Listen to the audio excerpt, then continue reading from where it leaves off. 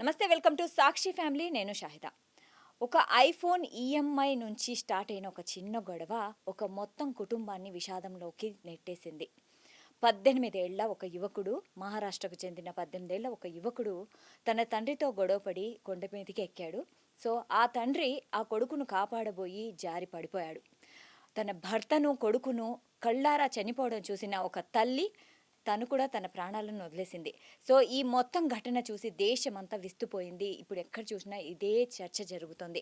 అసలు ఒక గ్యాడ్జెట్ మీద ప్రేమతో పిల్లలు ఇంతటి దారుణానికి ఒడిగడుతున్నారా?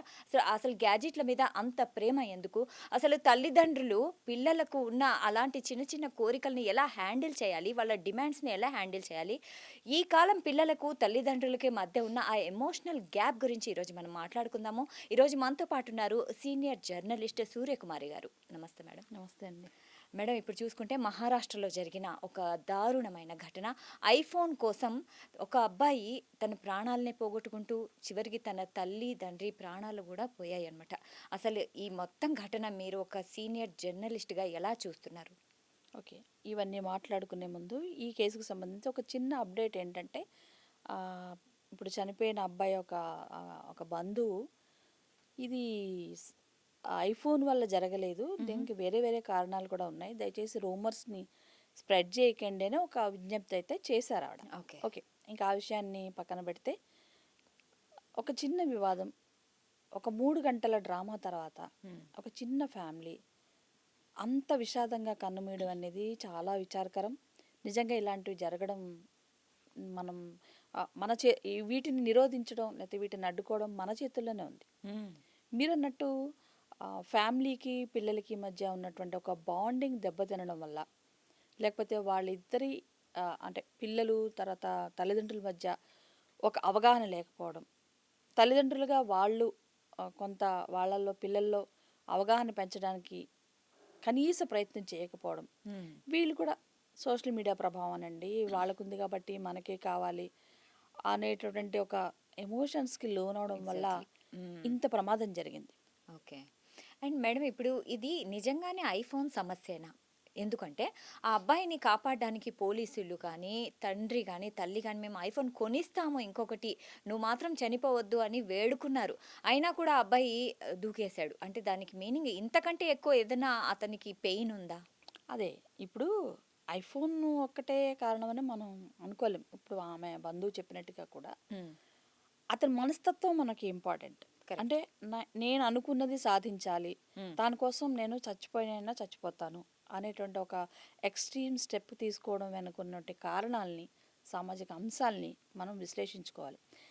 అతను ఊహించుంటాడు, ఎందుకంటే అంతసేపు తర్జన భర్జన పడ్డాడు అంటే ఎంతో కొంత అతని బ్రెయిన్లో మదనం జరుగుంటుంది. అంటే నేను కన్విన్స్ చెయ్యాలి, వీళ్ళని కన్విన్స్ చేయడం ఒకటి, దాని ప్రభావం ఎలా ఉంటుంది అంటే నేను చనిపోతే మా నాన్న చనిపోతాడు, తర్వాత అమ్మ ఏమైపోతుంది, ఎంతో కొంత ఘర్షణ ఉండే ఉంటుంది. కానీ దాన్ని మేనేజ్ చేసుకోవడంలో ఫ్యామిలీ పరిణతి లోపం కనిపిస్తోంది, అతని మొండి పట్టుదల కూడా ఇక్కడ కనిపిస్తుంది. ఇంకొకటి, నిజంగా చుట్టుపక్కల వాళ్ళు కానీ లేకపోతే పోలీసులు, మీరు అన్నట్టు పోలీసులు ఉండుంటే కనుక కొంత చాకచక్యంగా సమయస్ఫూర్తిగా వ్యవహరించి ఉండి అతన్ని కొంచెం అలర్ట్ చేయగలిగితే ఖచ్చితంగా ఈ ప్రమాదాన్ని నివారించగలిగి ఉండేవాళ్ళం.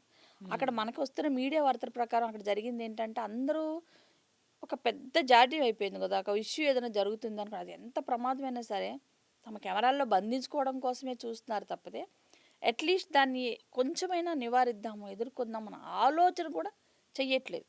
అట్లా కాకుండా వీళ్ళ ఆ పర్యాటకులు ఉన్న వాళ్ళు, చుట్టుపక్కల ఉన్న వాళ్ళు కానీ అతన్ని కాపాడేందుకు ప్రయత్నం అన్నా చేయాలి. సపోజ్ ఇప్పుడు మన మీదకి ఒక కత్తితో దాడి చేయడానికి ఒక వ్యక్తి వచ్చినప్పుడు అతన్ని డైవర్ట్ చేయడానికి ఒకటి ఏదైనా ఒక రాయి విసరడమా లేకపోతే ఇంకొకటి ఏదో చేయడమా చేసి ఉండుంటే అట్లా జరిగేది కాదు. ఆ అబ్బాయిని కూడా బాబుదా మనం మాట్లాడుకుందామనో, లేకపోతే మీ డాడీ అలా అక్కడ ఉన్నాడు కదా అట్లా చెయ్యకని సంథింగ్ ఒక కన్విన్స్ చేయగలిగుంటే ఇలా జరుగుండేది కాదు. కరెక్ట్. పైగా పోలీసులు కింద వల పట్టుకొని రెడీగా ఉన్నారు. చూసావు ఎంత దారుణం అది. అంటే నువ్వు పడుకో అంటే ఇంకా పాత పద్ధతుల్లోనే మనం ఉంటాము అంటే నడవదు. స్మార్ట్గా వ్యవహరించాలి, స్మార్ట్గా ఆలోచించాలి. అది చేయడంలో లోపం జరిగింది ఎక్కడో. అవును. అండ్ ఆల్సో అక్కడున్న పర్యాటకులు అసలు కాపాడడం పక్కన పెడితే అందరూ ఫోన్‌లలో అంటే ఎవరి ఫోన్‌లో వీడియో ఎక్కడ వైరల్ అవుతుందో అదే వాళ్ళకు దృష్టి ఉంది కానీ అదే ఆ ఒక సోషల్ ప్రాణాన్ని మీడియా జాడ్యమే హ్మ్. అందరిలోనూ ఉంది. దానికి అనుగుణంగానే ఇవన్నీ జరుగుతున్నాయి. హ్మ్. ఇంకొకటి పేరెంటింగ్ గురించి మాట్లాడుకోవాల్సి అనుకుంటే, మన సమాజంలో ఇప్పుడు పేరెంట్స్ ఏమనుకుంటారంటే, నేనప్పుడు చాలా కష్టాలు పడ్డాను. హ్మ్. సో, నా పిల్లలు కష్టపడకూడదు. నా పిల్లల్ని రాజకుమారుల్లాగా చూసుకోవాలి. భోగభాగ్యాలతో పెంచుకోవాలి అని అనుకుంటారు. ఇలా అనుకోవడంలో ఆహ్, వాళ్ళ ఆలోచిస్తే వాళ్ళు వ్యక్తిగతంగా ఆలోచిస్తే తప్పేం లేకపోవచ్చు. హ్మ్. ప్రేమే ఉండుండొచ్చు. కానీ అలా ఆలోచించడమే చాలా పెద్ద నేరమని నేనంటాను. హ్మ్. ఎందుకంటే, మనం ఆ రోజు అలా కష్టపడ్డాం కాబట్టే, మనం ఆ రోజు అంత ఏమంటారు పేదరికాన్ని అనుభవించామో, లేకపోతే అది లేనప్పుడు దాని విలువ ఏంటి అని తెలుసుకున్నాం కాబట్టే, ఆ తల్లిదండ్రుల్లో కొంత పరిణతి ఉంటది. హ్మ్. మనీ వాల్యూ తెలుస్తుంది. రైట్. సమయం వాల్యూ తెలుస్తుంది. మనుషుల మధ్య బంధాల విలువలు ఎలా ఉంటాయనేది తెలుస్తుంది. అట్లా కాకుండా నువ్వు అడిగిందల్లా నీకు యెస్. ఇచ్చేస్తున్నప్పుడు, హ్మ్. నీకు ఆ ఘర్షణ లేనప్పుడు, నీ మానసిక పరిపక్వత అనేది రాదు. ఎంతసేపటికి నేను కోరుకున్నది రావాలి. వితిన్ సెకండ్స్‌లో నా చేతిలో ఉండాలి అనే ఒక మానసిక దృక్పథమే అలవాటు పడుతుంది. హ్మ్. సో, దీన్ని మనం నివారించగలగాలి. ఎగ్జాక్ట్‌లీ. హ్మ్. అండ్ మేడం ఇప్పుడు జెన్‌జీ గురించి మనం మాట్లాడుకుంటే ఎంతసేపు నా స్టేటస్, నా ఫోన్, నా లైఫ్ స్టైల్ ఇదే వాళ్ళకి అదే ఆలోచన ఉంది కానీ వేరేదేం ఆలోచించట్లేదు. అదే. మీరేమంటారు? పువ్వై పుట్టగానే పరిమళిస్తుంది. మొక్కై వంగనిది మానై వంగున అని హ్మ్. మన పెద్దలు ఇందుకే చెప్పారు. మనం హ్మ్. నేనదే కదా! చిన్నప్పటి నుంచి హ్మ్. వాళ్ళకి నేర్పాలి. హ్మ్. ఇవాళ మనం ఒక రూ. 10 ఖర్చు పెడుతున్నాము అంటే, ఆ రూ. 10 ఎలా వస్తున్నాయి? ఎన్ని గంటలు పనిచేస్తే వస్తున్నాయి? ఇప్పుడు హ్మ్. అందరికీ ఒకేలాగా జీతాలు రావు. ఒకేలాగా ఆదాయం రాదు. ఈ అవగాహన అనేది సామాన్య, మధ్యతరగతి, ఎలైట్ కుటుంబాల్లో కూడా వాళ్ళ పిల్లల్లో కూడా ఉండాలి. మనీ అనేది ఏంటి? ఎలా వస్తుంది? దాని విలువ ఏంటి అనేది హ్మ్. పిల్లలకి చెప్పగలగాలి. ఎగ్జాక్ట్‌లీ. అలా హ్మ్. చెప్పినప్పుడే వాళ్ళకి అర్థమవుతుంది. సో, తల్లిదండ్రులు మనల్ని ప్రేమిస్తున్నారు తప్ప మనల్ని ద్వేషించట్లేదు అనే ఒక భావన పిల్లల్లో కలగాలి.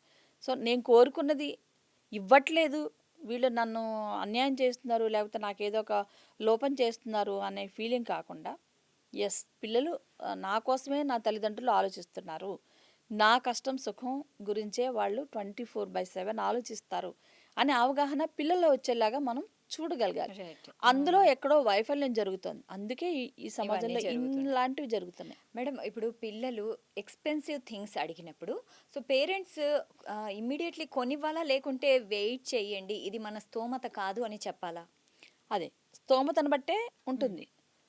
ఇప్పుడు ఒక మధ్యతరగతి కుటుంబంలో ఉన్న ఫ్యామిలీ నాకొక ఫార్చునర్ కార్ కావాలి, లేకపోతే BMW కార్ కావాలి అంటే అది ఖచ్చితంగా ఎక్స్‌పెన్సివ్ అవుతుంది. హ్మ్. సో, నీకు నీడేంటి? ఎక్స్‌పెన్సివ్ ఏంటి? ఈ రెండిటి మధ్య తేడాని తల్లిదండ్రులు గుర్తించాలి. ఆ అవగాహనని పిల్లలకి నేర్పించాలి. హ్మ్. ఇప్పుడు పిల్లలకి ఏం కావాలి? కడుపునిండా తిండి కావాలి. హ్మ్. వాళ్ళకి విజ్ఞానం కావాలి. ఆడుకోవడానికి చక్కటి ప్లేస్ కావాలి. వాళ్ళకి కష్టం వచ్చినప్పుడు లేతే వాళ్ళకి ఏదైనా లోగా ఉన్నప్పుడు వాళ్ళని దగ్గర తీసుకొని అవును. ఆ ఆ ఆలంబన ఎమోషనల్ బాండింగ్ ఆ ఉండాలి. ఎమోషనల్ బాండింగ్, ఆ ఆలంబన అనేది పిల్లలకి రావాలి. అట్లా లేకుండా నువ్వు ఎన్ని ఐఫోన్లు ఇచ్చినా, ఎన్ని కార్లు ఇచ్చినా దానివల్ల ప్రయోజనం ఏమి ఉండదు. ఎగ్జాక్ట్‌లీ. ఒక స్టేటస్‌గా ఫీల్ అవుతారేమో కానీ వాళ్ళలో పరిణతి అయితే రాదు. హ్మ్. అండ్ ఆల్సో మేడం ఇప్పుడు తల్లిదండ్రులు ఏదైనా మందలించిన వెంటనే పిల్లలు ఈ మధ్య కాలంలో దాన్ని రిజెక్షన్ లాగా సో, ఆ మందలింపు వాళ్ళకి పెద్ద పెద్ద ఇంక నేను చనిపోతాను, చనిపోతాను అనేంత రేంజ్‌లో వాళ్ళు ఆలోచిస్తున్నారు. ఎందుకు ని- అసలు? నిజంగా ఇవాళ ఉన్న పరిస్థితుల్లో చనిపోవడం అనేది చాలా కామన్గా, చాలా హ్మ్. ఈజీగా ఏదో ఒక తుమ్మినట్టు దగ్గినట్టుగానే చేసేసుకుంటున్నారు తప్పితే ఇంక మిగతా ఏమీ ఆలోచించట్లేదు. పిల్లలకి నో చెప్పడము తెలియాలి, హ్మ్. నోని యాక్సెప్ట్ చేయడం కూడా రావాలి. అలా వచ్చినప్పుడు మాత్రమే ఇలాంటి ఈ ఎక్స్ట్రీమ్ స్టెప్స్ తీసుకోకుండా ఉంటారు. సపోజ్ ఒక హ్మ్. ఐఫోన్ అడిగాడే అనుకోండి, హ్మ్. వాళ్ళకి చెప్పాలి హ్మ్. మన ఫైనాన్షియల్ స్టాటస్ ఏంటి, మనం ఏ ఓకే. పరిస్థితిలో ఉన్నాము. హ్మ్. ఆడంబరాలకు పోవడం వల్ల ఎండ్ ఆఫ్ ది డే మన ఫ్యామిలీ ఎలాంటి కష్టాల్లోకి ఇరుక్కుంటుంది, దానివల్ల మనం ఏమి మళ్ళీ కష్టాలు ఎదుర్కొంటాం అనేది వాళ్ళకి చెప్పగలగాలి. కరెక్ట్. ఇది ఖచ్చితంగా ఇక్కడ తల్లిదండ్రుల ఫెయిల్యూరే. హ్మ్. నిజమే జెన్జీ వాళ్ళ సోషల్ మీడియా ప్రభావానికి, ఇన్‌స్టా రీల్స్ ప్రభావానికి, లేకపోతే వాళ్ళ స్నేహితుల ప్రభావానికి, లేకపోతే తన తోటి స్నేహితులు గప్పాలు కొట్టి హ్మ్. షో గర్వంగా ఆఫ్స్ చెప్పించుకునే చేస్తుంటే షో ఆఫ్ చేసుకునే వాళ్ళ గురించి ఇంపాక్ట్ ఉంటుంది ఖచ్చితంగా. కానీ ఆ ఇంపాక్ట్ నుంచి మనము తల్లిదండ్రులమే వాళ్ళని బయటపడేయాలి. అట్ ద సేమ్ టైమ్స్ వాళ్ళ టీచర్స్ అక్కడ స్కూళ్ళల్లో కూడా కొన్ని నిబంధనలు ఉండాలి. ఈ మేరకే తీసుకురావాలి గ్యాడ్జెట్స్. తీసుకురావాలి. అలో కొన్ని స్కూల్స్ లో ఉండవు, కానీ కొన్ని స్కూల్స్ లో ఉంటున్నాయి. కొన్ని ఉంటున్నాయి. దాని మీద ఒక ఒక పరిమితి అనేది ఉండాలి. అది ఇంట్లోనే జరగాలి, స్కూల్లోనే జరగాలి. అవును మేడం. పిల్లలు నేను చనిపోతాను అనే బెదిరించినప్పుడు తల్లిదండ్రులు దీన్ని అంటే వార్నింగ్ లాగా తీసుకోవాలా, లేకుంటే ఇమ్మీడియట్లీ మానసిక వైద్యుల్ని ఎవరినన్నా హెల్ప్ తీసుకోవాలా, ఏం చేయాలంటారు? నిజంగా ఇప్పుడు ఈ ప్రపంచంలో ప్రస్తుతం డిజిటల్ యుగంలో పిల్లల్ని పెంచడం అనేది కత్తి మీద సామే. ఎందుకంటే ఒకప్పుడు చందమామ రావే అని చెప్పి కూర్చోపెట్టి బువ్వ తినిపిస్తే బువ్వ తినే రోజులు పోయాయి. వాళ్ళకి కోకో పెట్టాలి, లేకపోతే బేబీ షార్క్ డూడు అని పెడితేనే వాళ్ళు తింటారు. ఆ మేరకు మనం అప్డేట్ అవ్వాల్సి వస్తుంది. పిల్లల్ని బట్టి మనము అప్డేట్ అవ్వాల్సి వస్తుంది. సో నిజంగా ఒకవేళ ఒక బెదిరించినప్పుడు, లేకపోతే ఇది నాకు కావాలి అడిగినప్పుడు మనం ఒకసారి ఆలోచించుకోవాలి, నిజంగా వాళ్ళకి అవసరం ఉందా లేదా, లేకపోతే షో కోసం అడుగుతున్నాడా అనేది ఒకసారి మనం తర్జన భర్జన చేసుకుని ఆలోచించి అతన్ని అభిప్రాయం కరెక్ట్ అనుకుంటే సరే, మనం కొంచెం కష్టపడ్డా, మనకు కొంచెం బర్డెన్ అనిపించినా ఇవ్వడంలో తప్పులేదు. ఎగ్జాంపుల్, ఇప్పుడు కోవిడ్ లాంటి టైమ్స్ వచ్చాయి. కోవిడ్ టైంలో వచ్చినప్పుడు అందరూ వర్క్ ఫ్రమ్ హోమ్ చేశారు. అలాగే పిల్లలకి ఇంటి దగ్గర నుంచే చదువు నేర్పించారు. గ్యాడ్జెట్స్ అప్పుడు ఇవ్వాల్సి వచ్చింది. అప్పుడు ఖచ్చితంగా నీకు ఒక ట్యాబో, ఒక ల్యాప్టాపో, లేకపోతే ఒక మొబైల్ ఫోనో వాళ్ళకి చాలా నీడ్. అది నీడ్ అక్కడ. సో అప్పుడు వాడు ఖచ్చితంగా కొని ఇవ్వాల్సింది. అట్లాంటి ఒక అవగాహన వాళ్ళ దగ్గర ఉండాలి. సో అది కూడా వినకుండా వాడు జిద్దు చేస్తున్నాడు, సంథింగ్ ఏదో జరుగుతుంది అనుకున్నప్పుడు నిర్మమోటంగా మీరు వెళ్ళి సైకాలజిస్ట్ని కన్సల్ట్ చేయాలి. సైకాలజిస్ట్ని కలవడం అంటే అదేదో మెంటల్ ప్రాబ్లం వల్ల లేకపోతే ఇంకేదో అనుకుంటారు అని మాత్రం అస్సలు అపోహపడకూడదు. పిల్లల్లో ఇలాంటి ఒక విపరీత ధోరణి కనిపించినప్పుడు ఖచ్చితంగా నిపుణుల సలహా తీసుకుని వాళ్ళతో మాట్లాడి పిల్లాడిని సరిదిద్దడానికి ప్రయత్నం చేయాల్సిన అవసరం ఖచ్చితంగా ఉంటుంది. కొంతమంది పిల్లలు ఏదన్నా కొనివ్వకుంటే నేను చనిపోతాను ఆ మాటే పట్టుకొని ఉంటారు. సో దీన్ని లైట్ తీసుకోవాలా, లేకుంటే ఇది కూడా ఏదన్నా అంటే వాళ్ళు సీరియస్గా చెప్తున్నట్లు అనుకోవాలా? It depends again. పిల్లలు జిద్దు అంటే పిల్లలు ఎట్లా ఉంటున్నారు అనేది చిన్నప్పటి నుంచే వాళ్ళకి అర్థమైపోతుంది తల్లిదండ్రులకి. వీడు మొండోడు రా, వాడు పడితే వీడడు అని. కొంతమంది ఏం లేదు బాబు చాలా సెన్సిటివ్, మనం చెప్తే అర్థం చేసుకుంటాడు. ఇట్లాంటి మనస్తత్వాలు ఒక తల్లికి పుట్టిన బిడ్డల్లో అయినా కూడా ఇట్లాంటి రకరకాల మనస్తత్వాలు ఉంటాయి. దాన్ని అర్థం చేసుకుని అతన్ని ఎడ్యుకేట్ చేయడానికే ప్రయత్నించాలి మ్యాక్సిమం. సో అది కాదు ఇట్లా బెదిరిస్తున్నాడు, లేకపోతే ఇంకేదన్నా కొంచెం విపరీతంగా ప్రవర్తిస్తున్నాడు అనుకుంటే అయితే పెద్దల సలహా తీసుకుని అతనికి ఇష్టమైన వ్యక్తి అంటే చెప్తే వాళ్ళకి ఇష్టమైన టీచర్ చెప్తాడా, వాళ్ళకి ఇష్టమైన ఫ్రెండ్ చెప్తాడా. కొంతమంది అమ్మమ్మలతో చాలా దగ్గరగా బాండింగ్తో ఉంటారు, మేనమామలతో బాండింగ్తో. అట్లా అలాంటి వాళ్ళతో అతనికి ఇష్టమైన వ్యక్తితో ఎవరైనా ఉన్నారు అంటే వాళ్ళతో చెప్పి నచ్చ చెప్పడానికి ఖచ్చితంగా చేయాలి. ఎగ్జాక్ట్లీ. అండ్ ఆల్సో ఇప్పుడు స్కూళ్ళలో చూసుకుంటే కాస్ట్లీ గ్యాడ్జెట్స్ తీసుకొస్తుంటారు వాళ్ళని చూసి. అండ్ మన సోషల్ మీడియాలో కూడా ఒకళ్ళని చూసి ఒకళ్ళు మాకు కూడా అలాంటివి కావాలి అనేసి అదొక పేర్ ప్రెషర్ అంటారు కదా. సో అలాంటిది క్రియేట్ అయిపోతుంది. సో దీని నుంచి పేరెంట్స్ పిల్లల్ని ఎలా కాపాడుకోవాలి? ఇందాక మనం చెప్పుకున్నట్టుగా వాళ్ళకి ఇష్టమైన వాళ్ళతో ఒకటి చెప్పించడం ఒకటి. అట్లా కాకుండా ఈ గ్యాడ్జెట్లు లేకపోతే ఈ స్మార్ట్ ఫోన్లు ఇవే కాకుండా దీనికి ప్రత్యామ్నాయంగా ఏమున్నాయి, అతను దేని మీద ఇంట్రెస్ట్ చూపిస్తున్నాడు. సపోజ్ అతనికి స్పోర్ట్స్ ఇష్టం ఉంది, చెస్ ఇష్టం ఉంది, పాడడం ఇష్టం ఉంది, చదువుకోవడం ఇష్టం ఉంది అని అనుకున్నప్పుడు, మనకు స్తోమత ఉంది అనుకున్నప్పుడు, అరే నువ్వు ఇది చదువు, ఒక టార్గెట్, చిన్న టార్గెట్, నువ్వు 10th ఫస్ట్ వస్తావా, నీకు ఇది కొనిస్తా. దీన్ని మనం ఇక్కడ లంచంగా అనుకోవాల్సిన అవసరం లేదు. ఒక ఇన్స్పిరేషన్ అండ్ అప్రిసియేషన్. ఎస్, ఒక ఇన్స్పిరేషన్, ఒక అప్రిసియేషన్ చేయడం వల్ల ఓకే నువ్వు ఇది అడిగావు కాబట్టి నేను నీకు ఈ టార్గెట్ ఇస్తున్నా, ఈ లక్ష్యాన్ని నువ్వు కనుక చేరుకోగలిగితే ఎస్ నేను నీకు ఖచ్చితంగా ఆ గిఫ్ట్ ఇస్తా అనేది చెప్పగలగాలి. లేదు ఇంకా ఏమన్నా, నువ్వు ఇప్పుడు పుస్తకాలు చదువు, ఈ పుస్తకం చదవడం వల్ల నీకు ఇంత విజ్ఞానం వస్తుంది అని అతని కొన్ని పుస్తకాలను అందుబాటులో ఉంచాలి. అతనితో ఒక క్వాలిటీ టైంని గడపగలగాలి. అతను లోలో అనిపించినప్పుడు, కొంచెం ఇంకేదన్నా అనిపించినప్పుడు skin to skin, body to body touch, అతను హగ్ చేసుకోవడం, అతనితో చేయి పట్టుకుని కూర్చోబెట్టి మాట్లాడడం, కొన్ని విషయాలు చెప్పడం, కొన్ని ఇన్స్పిరేషనల్ స్టోరీస్ చెప్పడం వల్ల కొద్దిగా మార్పు అయితే వస్తుంది. ఓకే. సో అది చేయడం అనేది ఈ తల్లిదండ్రులు అలవాటు చేసుకోవాలి. రైట్. అదొక మ్యాండటరీగా వాళ్ళు తీసుకోవాలి. మాకు టైం లేదు, మేము పట్టించుకోలేకపోతున్నాము, మేము సంపాదనలో పడిపోతున్నాము అని ఒక సాకు చెప్పడం అయితే కరెక్ట్ కాదు. అది మీకు కరెక్ట్గానే అనిపించవచ్చు. ఎవరి కోసం సంపాదిస్తున్నాం? మనం డే అండ్ నైట్ ఎందుకు కష్టపడుతున్నాం? పిల్లల కోసమే కదా, వాళ్ళ అభివృద్ధి కోసమే కదా. వాళ్ళే నువ్వు అనుకున్నట్టు కాకుండా చెడు మార్గంలో వెళ్తున్నారు అని అనుకున్నప్పుడు ఇక మనం సంపాదించి ఏం లాభం? ఎటు తిరిగి తర్వాత మళ్ళీ మనకు డిప్రెషన్, మనకు ఒక మానసిక మళ్ళీ రోగం, లేదంటే ఇట్లాంటి విషాదాలే తప్పితే. సో ఈ బ్యాలెన్సింగ్ అనేది లైఫ్లో మనం నేర్చుకోవాలి, పిల్లలకి అలవాటు చేయాలి. మేడం, పేరెంటింగ్ విషయం గురించి మనం మాట్లాడుకున్నాం కదా. కొంతమంది పేరెంట్స్ ఏం చేస్తారంటే వాళ్ళకి ఆ పిల్లలు ఏం అడిగినా కొనిచ్చేస్తూ ఉంటారు. సో ఇలా కొనివ్వడం దాన్ని ప్రేమ అంటారా, లేకుంటే ఫ్యూచర్లో అది పెద్ద ప్రాబ్లంగా మారిపోతుందా? ఇనీషియల్గా ప్రేమగానే అనిపిస్తుంది. అతను సాటిస్ఫై అయిపోతాడు ఆ పిల్లవాడు. వీళ్ళకి ఆహా నా బాబు వాడి ముఖంలో ఆనందం చూడడమే మనకు కూడా ఆనందము అని అనుకుంటారు. కానీ మనస్తత్వ శాస్త్రవేత్తలు కానీ నిపుణులు కానీ చెప్తున్న మాట ఏంటంటే, అంటే వాడు జిద్దు చేసినప్పుడు అడగడం ఏదైతే ఉందో అది మనం అడిగినప్పుడు మనం ఇచ్చేసాం చూడండి, అది వాడికి ఒక అలవాటుగా మారిపోతుంది. నేను బెదిరిస్తే అమ్మ నాన్న ఏదైనా చేస్తారు అనే ఒక మెంటాలిటీ వాళ్ళలో డెవలప్ అయితే మాత్రం అది అన్నిసార్లు కాకపోయినా కొన్ని ఉదంతాల్లో, కొన్ని సందర్భాల్లో ప్రమాదకరంగా అయితే సంభవిస్తుంది. సో ఈ విషయాన్ని మాత్రం పేరెంట్స్ దృష్టిలో పెట్టుకోవాలి. వాళ్ళ కోరికలు నెరవేర్చడం లేకపోతే వాళ్ళ సంతోషంగా పెట్టడము తప్పు కాదు. కానీ మనం ఇక్కడ పరిమితి దాడుతున్నామా, మనం ఎంతవరకు మనం వాళ్ళని సాటిస్ఫై చేస్తున్నాము, మనం తప్పు చేస్తున్నామా అని ఒకసారి ఆలోచించుకోవడం అయితే చాలా అవసరం. ఎందుకంటే కొంతమంది పేరెంట్స్ పిల్లలు అర్ధరాత్రి అడిగినా కూడా లేచి, అంటే మనం వాళ్ళకి ఎంత కష్టమైనా కూడా చేసేస్తూ ఉంటారు.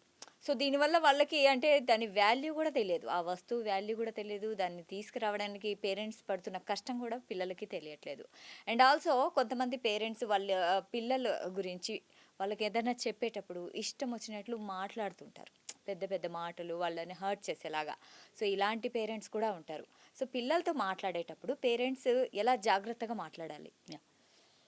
పిల్లలతో మాట్లాడేప్పుడే కాదు, మనము వాళ్ళకి తెలియకుండానే మన మనసుల్లో మనం ప్రతి మాట వాళ్ళ మైండ్లో రికార్డ్ అవుతుంది. ఇప్పుడు మనం వీళ్ళ తల్లిదండ్రులుగా వీళ్ళు వాళ్ళ పేరెంట్స్ గురించి చెడుగా మాట్లాడుకున్నారనుకోండి, వాళ్ళ వాళ్ళ బ్రెయిన్లో అది ముద్ర పడిపోతుంది. అదే అర్థం చేసుకోగలిగే శక్తి ఉంటేనేమో ఇలా ఎందుకు చేస్తున్నారు అనుకుంటాడు. అలా అంటే ఓకే, రేపు మనం కూడా ఇట్లానే చేయొచ్చు. అందుకే కొంతమంది పిల్లలు బూతులు మాట్లాడుతూ ఉంటారు. సమాజంలో స్కూల్లో వాతావరణం కానీ తల్లిదండ్రులు మాట్లాడుకునే మాటలు వాళ్ళలో రిఫ్లెక్ట్ అవుతుంటాయి. మీరు గమనించారో లేదో, చాలా మంది పిల్లల్లో ఒక రకమైన లాంగ్వేజ్ ఉంటుంది, ఒక రకమైన త్రో ఉంటుంది వాళ్ళ భాషలో. అంటే అది మన చుట్టుపక్కల నుంచి వచ్చింది, వాళ్ళేం పుడుతూనే నేర్చేసుకోరు. ఏదో తల్లిదండ్రుల నుంచి నేర్చుకుంటారు, లేదంటే స్కూల్లో ఉన్నటువంటి వాతావరణం నేర్చుకుంటారు. సో అది మనం గమనించాలి. ఖచ్చితంగా తల్లిదండ్రుల పాత్ర అయితే ఖచ్చితంగా ఉంటుంది. సో కొంతమంది పేరెంట్స్ మేము స్ట్రిక్ట్ పేరెంటింగ్ చేస్తున్నాం అనేది చాలా స్ట్రిక్ట్గా ఉంటారు. సో స్ట్రిక్ట్ పేరెంటింగ్కి ఫ్రెండ్లీ పేరెంటింగ్కి మధ్య ఉన్న డిఫరెన్స్ ఏంటి?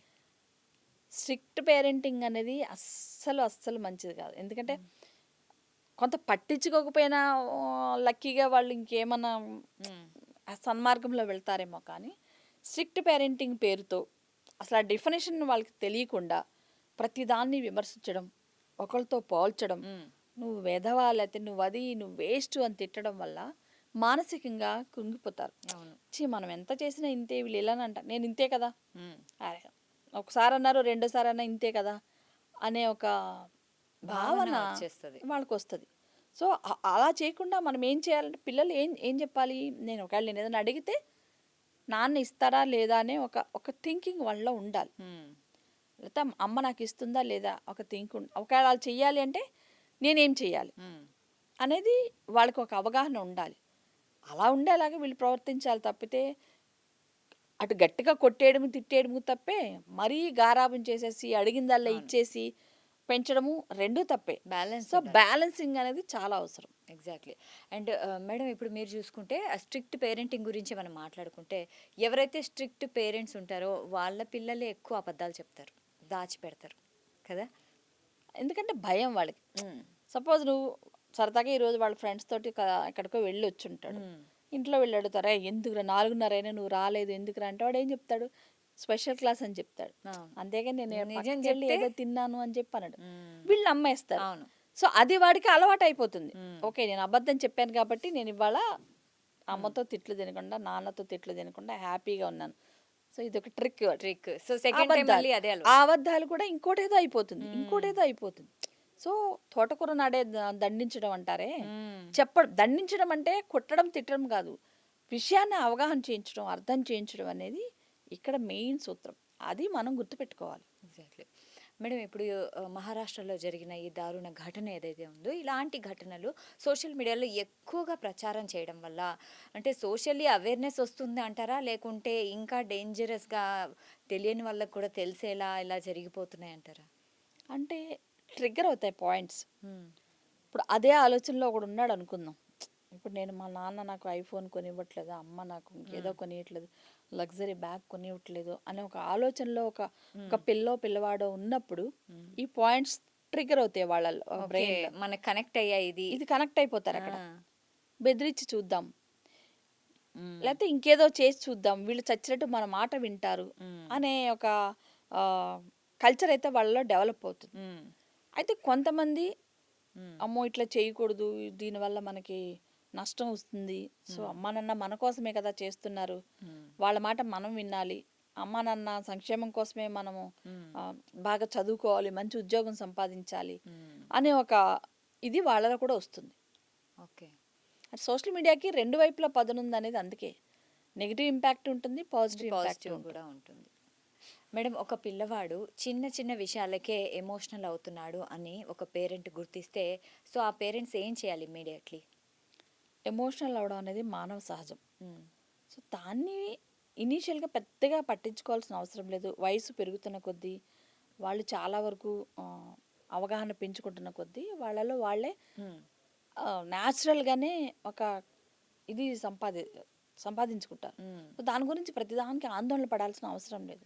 బాల్యంలో కొన్ని ఎమోషన్స్ ఉంటాయి, కొందరు చాలా అగ్రెసివ్గా ఉంటారు, కొంతమంది చాలా కామ్ అండ్ కూల్గా ఉంటారు, కొంతమంది పిల్లవాడిని చూస్తే చాలా తోసేస్తుంటారు. అంత మాత్రాన వాడు ఎందుకు పనికిరాడని కాదు. ఆ టైంలో ఏంటంటే ఒకలాంటి లక్షణాలు వాళ్ళలో డెవలప్ అవుతుంటాయి. కానీ అది తప్పు, అది కాదు నాన్న, ఇలా ఉండాలి అలా ఉండాలి మనం మెల్లిగా వాళ్ళకి నచ్చ చెప్తున్నప్పుడు ఖచ్చితంగా వాళ్ళలో మార్పు వస్తుంది. ఒకవేళ రాలేదు, అదే పరిస్థితి కంటిన్యూ అవుతుంది అనుకున్నప్పుడు వాళ్ళు మనకు అందుబాటులో ఉంది కదా, ఇవాళ సైన్స్ అండ్ టెక్నాలజీ అందుబాటులో ఉంది. ఒక డాక్టర్ని కలవండి, వెళ్ళి పిల్లల ప్రవర్తన సరిదిద్దే పద్ధతులు చాలా ఉన్నాయి, వాళ్ళు కలవండి. దాంట్లో మొహమాట పడాల్సిన అవసరం లేదు.